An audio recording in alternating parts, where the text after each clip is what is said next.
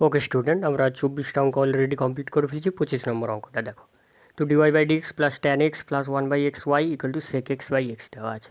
তো এটাকে কার সঙ্গে তুলনা করবো? D y by d x plus p y equal to q, এর মতো দেখতে। তো পি বেরিয়েছে এটা, কিউ বেরিয়েছে এইটা। দেখো এবার ইন্টিগ্রেটিং ফ্যাক্টর কী হয়? E to the power integration of P d x, মানে এটা ইন্টু ডিএক্স। তো এই ডিএক্সটা প্রত্যেকটার সঙ্গে গুণ করছি। ওকে, তো উপরে তো এরা যোগ হিসেবে আছে, তার মানে একে দুভাবে ভাঙতে পারি, গুণের আকারে, কারণ পাওয়ারে পাওয়ারে যোগ হয়।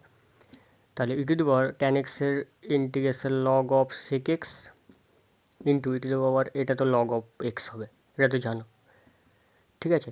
তাহলে হচ্ছে এটা সেক এক্স ইন্টু এটা এক্স, তাহলে লিখতে পারি এক্স সেক এক্স, বাস ইন্টিগ্রেটিং ফ্যাক্টর বেরিয়ে গেল। তাহলে 1 নম্বরকে ইন্টিগ্রেটিং ফ্যাক্টর দিয়ে গুণ করব, গুণ করলে কী হয় সেটা দেখব। তাহলে integrating factor x sec x.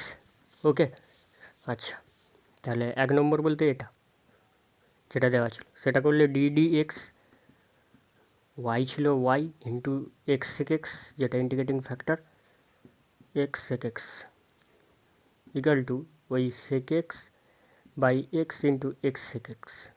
তাহলে এক্স এক্স কাটছে, সেক স্কোয়ার এক্স।